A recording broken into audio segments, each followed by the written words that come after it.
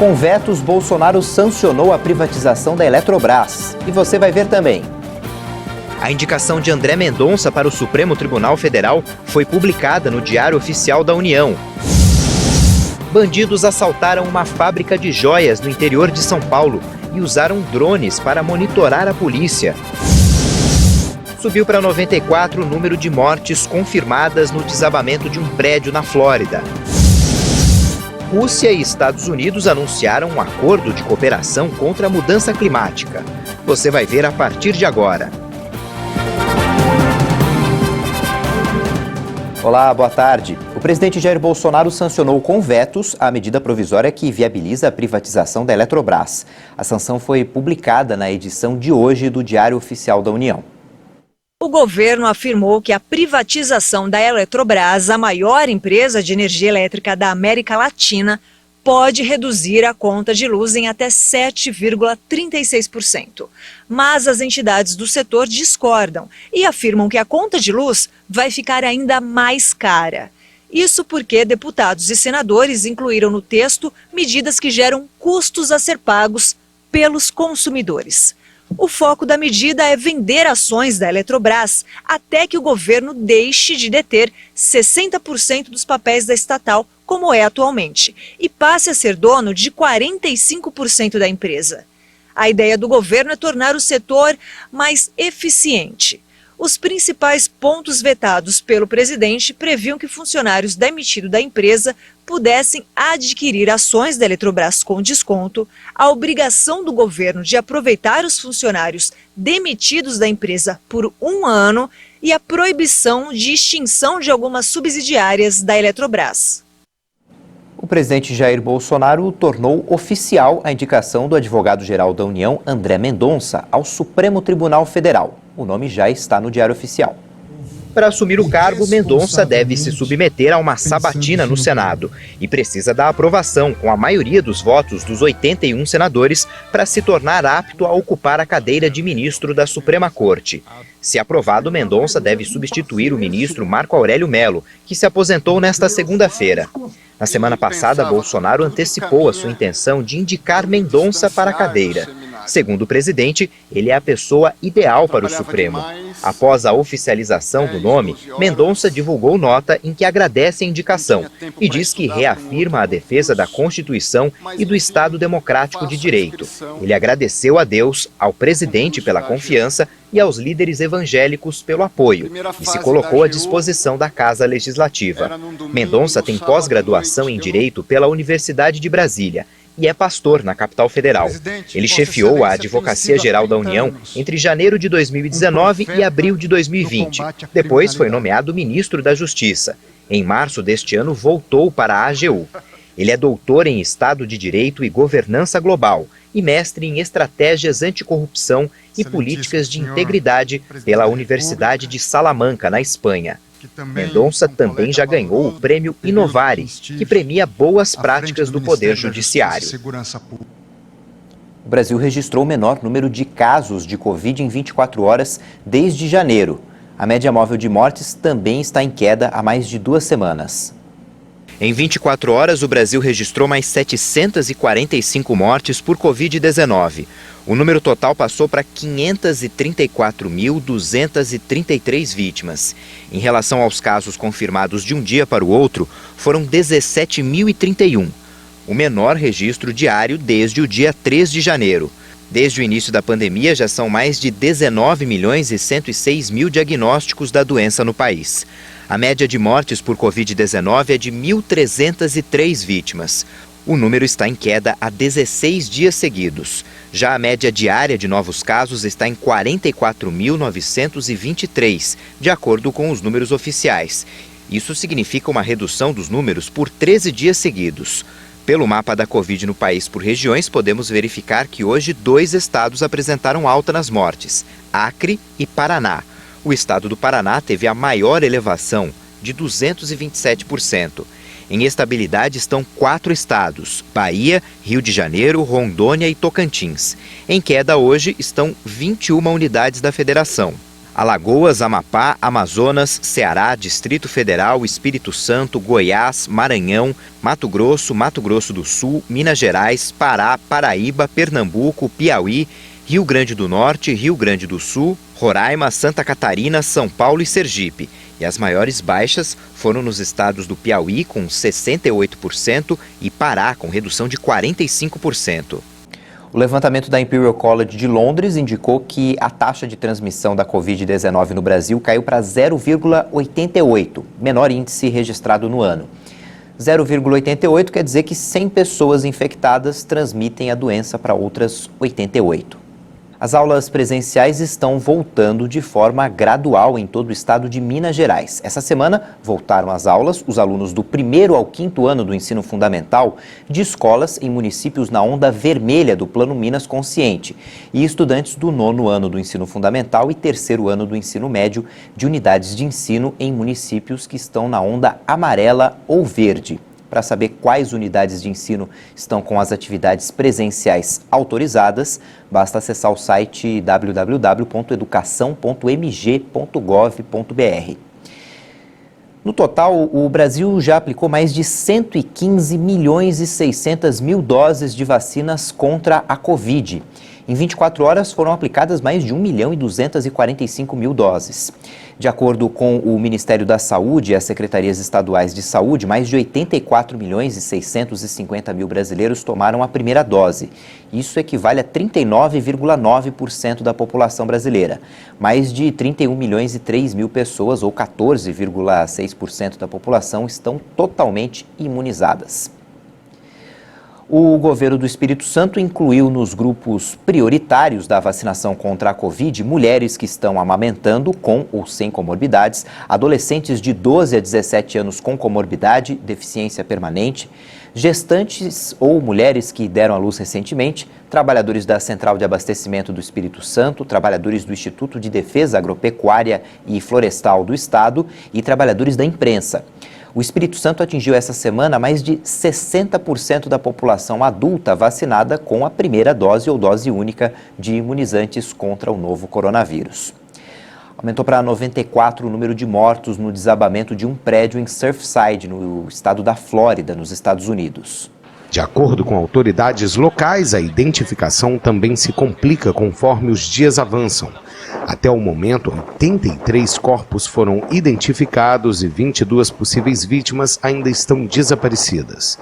A polícia, em parceria com cientistas forenses do condado de Miami-Dade, conduzem as operações de identificação no local.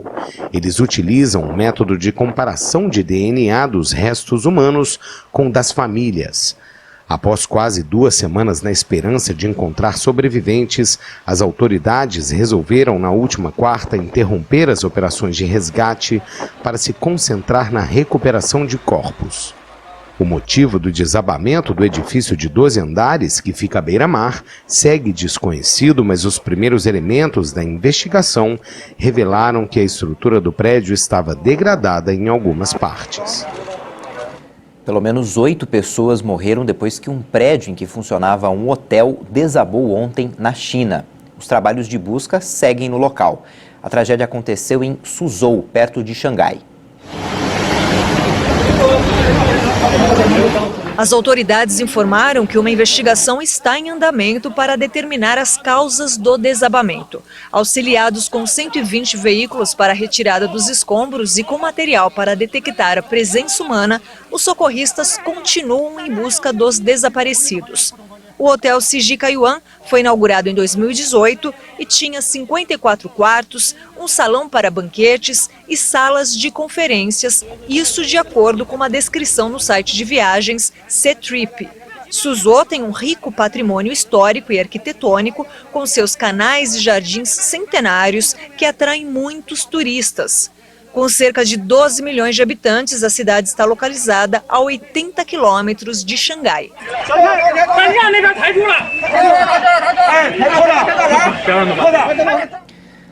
Na Bolívia, 31 pessoas morreram e 9 ficaram feridas em um acidente de ônibus no sudeste do país, a 400 quilômetros de La Paz. O veículo caiu de um penhasco de 150 metros de altura e a polícia investiga as causas do acidente.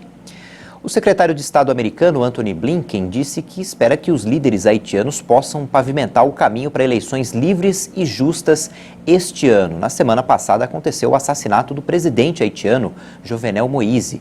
Veja o que Blinken disse. Os Estados Unidos estão em estreita consulta com nossos parceiros haitianos e internacionais para apoiar o povo haitiano após o assassinato do presidente Moïse. Pedimos aos líderes políticos da nação a unirem o país em torno de uma visão mais inclusiva, pacífica e segura e pavimentar o caminho para eleições livres e justas este ano. O governo colombiano está cooperando judicialmente com Haiti para esclarecer o assassinato. Existe a suspeita de que vários ex-membros do exército colombiano agiram como mercenários no ataque contra o presidente Moïse na última quarta-feira. Além da Colômbia, os Estados Unidos prestam suporte às investigações. O assassinato agravou a crise política no país, a nação mais pobre das Américas. Há alguns dias, os cubanos protestam contra o governo de Miguel Díaz-Canel. As autoridades pediram que os apoiadores também se manifestassem e as mobilizações acabaram chegando a outros países.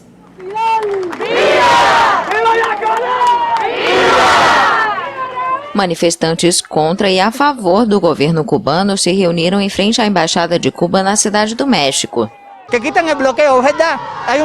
É verdade que há um bloqueio econômico em Cuba há mais de 60 anos, mas não é isso que mata os cubanos. O que mata os cubanos é o bloqueio interno de Díaz-Canel e a ditadura. Vine em solidariedade com o povo cubano ante uma... Vim em solidariedade ao povo cubano em face de uma evidente campanha da mídia que usa o doloroso contexto da pandemia para argumentar que as coisas não vão bem em Cuba, que a revolução cubana está fracassando, quando sabemos que não é assim.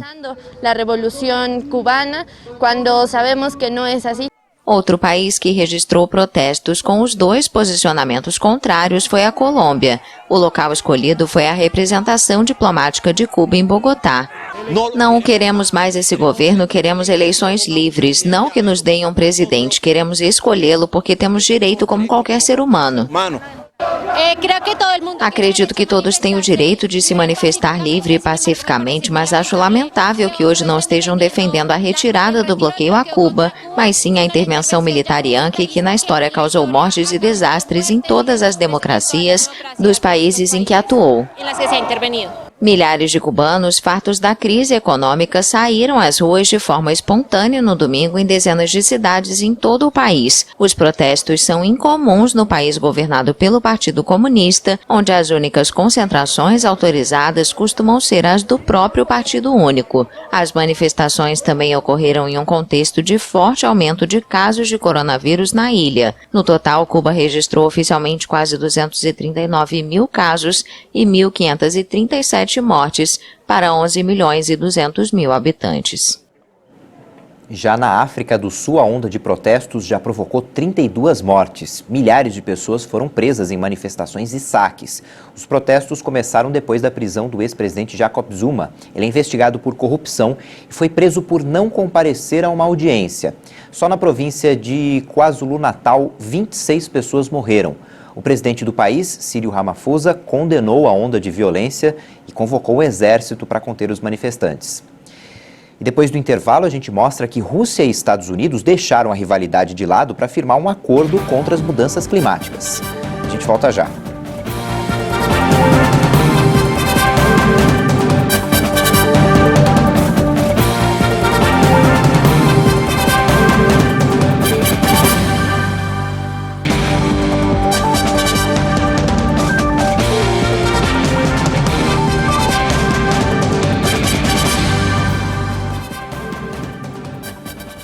O setor de serviços registrou a segunda alta seguida. De acordo com o IBGE, o avanço recupera o nível pré-pandemia. O setor de serviços cresceu 1,2% em maio na comparação com abril. De acordo com os dados divulgados pelo IBGE, essa é a segunda alta seguida. E com isso, o setor recupera o nível pré-pandemia. O segmento superou o patamar em que se encontrava antes das medidas de isolamento. A retomada do nível pré-pandemia aconteceu no mês de fevereiro, mas logo foi revertida com a queda do segmento em março. Dos 5 ramos de atividades investigadas pela pesquisa, 3 tiveram crescimento em maio na comparação com o mês de abril, com o maior destaque para o segmento de transportes, serviços auxiliares aos transportes e correio. O O segmento avançou 3,7% no período. Outro dado positivo ficou por conta dos serviços prestados às famílias, com alta de quase 18%, que apresentaram a maior elevação entre todas as atividades investigadas. Apesar disso, esse segmento ainda segue em nível bem abaixo do registrado antes da pandemia. A CPI da Covid recebeu hoje a diretora técnica da Precisa Medicamentos, Emanuela Medrades. Ela é considerada peça-chave nas negociações para a compra da vacina Covaxin pelo governo federal. Mas no depoimento ela decidiu permanecer calada. A Precisa Medicamentos entrou na mira da CPI por ter intermediado a compra de doses da vacina Covaxin entre o Ministério da Saúde e a farmacêutica Bharat Biotech. O contrato de 1 bilhão e 600 milhões de reais para a compra de 20 bilhões de doses é alvo de investigações do Ministério Público Federal, do Tribunal de Contas da União e da Polícia Federal. Mas a diretora técnica obteve no Supremo Tribunal Federal o direito de não produzir provas contra si. Emanuela então afirmou que ficaria calada no depoimento. Eu já prestei depoimento na Polícia Federal sobre os fatos investigados, já entreguei documentos perante as autoridades investigativas, a CGU, a TCU e também a essa CPI, e, portanto, por orientação dos meus advogados, eu vou permanecer em silêncio. Não se engane, doutora Emanuele. Vossa Senhoria está aqui na condição de investigada, sim. Após a decisão de Emanuela, o senador Marcos Rogério tentou convencê-la de falar, já que ela está na condição de investigada. Mas o apelo que faço aqui, doutora Emanuele, é no sentido de que fale a verdade. Não abra mão de falar aquilo que é verdade, aquilo que é honesto, aquilo que é fruto dos acontecimentos. Qualquer outra ilação, acusação, não deve ser objeto de resposta. O presidente da CPI da Covid, Omar Aziz, decidiu suspender a sessão e afirmou que a comissão vai recorrer da decisão do Supremo Tribunal Federal. Criminosos fortemente armados assaltaram uma fábrica de joias hoje de madrugada em Jarinu, no interior de São Paulo. Os bandidos queimaram veículos em uma rodovia e usaram drones para monitorar a aproximação da polícia militar. Até o momento, ninguém foi preso. A ação teve a participação de pelo menos 15 criminosos. Armados com fuzis, os assaltantes atiraram na guarita da fábrica, derrubaram o portão e invadiram o local. Eles teriam explodido 2 cofres e levado barras de prata e dinheiro. O Grupo de Ações Táticas Especiais foi acionado para verificar um possível explosivo localizado. Para dificultar a chegada da Polícia Militar, os criminosos atearam fogo em pelo menos 4 veículos na Estrada Municipal Santo Gastaldi, que dá acesso ao local. A pista no sentido bairro foi interditada. E, segundo a Guarda Municipal, o fogo foi apagado por moradores. Uma perícia deve ser feita nos carros. Os assaltantes fugiram e houve troca de tiros na estrada que liga Jarinu a Campo Limpo Paulista e também na estrada que liga a cidade a Atibaia. Segundo a polícia, os criminosos fugiram pela rodovia Fernão Dias em direção a Minas Gerais. No Iraque, pelo menos 66 pessoas morreram em um incêndio em um hospital. O fogo atingiu a unidade de tratamento de pacientes de Covid-19 no hospital que fica em Nassíria, no sul do Iraque. A suspeita é de que a causa tenha sido a explosão dos tanques de oxigênio. Esse é o segundo incêndio desse tipo no país em 3 meses. A tragédia provocou revolta e indignação nas redes sociais. Os nascidos no mês de agosto que receberam a 3ª parcela do auxílio emergencial já podem sacar o dinheiro e fazer transferências a partir de hoje. A 4ª parcela do benefício para esse grupo vai ser paga no próximo dia 11 de agosto. A China registrou em junho, uma alta de 32% nas exportações na comparação com o mesmo mês do ano passado.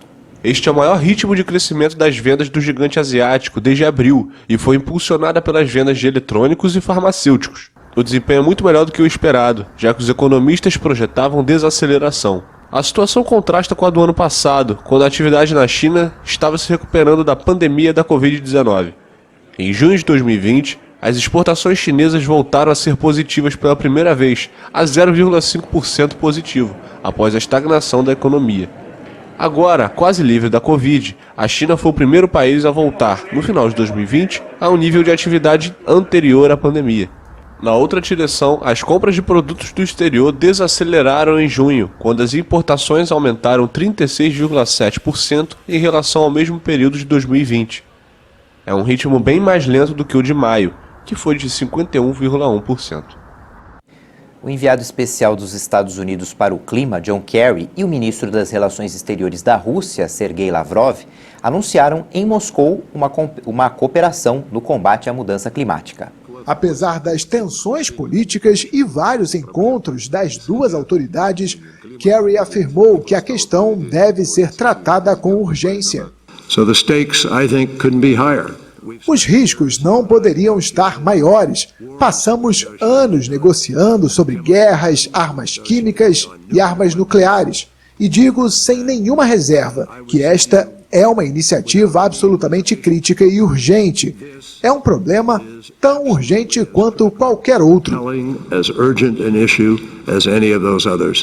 Lavrov destacou que Moscou valoriza a importância dos problemas climáticos. Ele acredita que o encontro foi oportuno. Vejo a sua visita como um sinal muito importante e positivo nas nossas relações bilaterais, para aliviar as tensões e manter um importante diálogo profissional a fim de encontrar denominadores comuns. A Rússia é um dos maiores produtores de petróleo e gás no mundo. O país é o quarto maior emissor de CO2.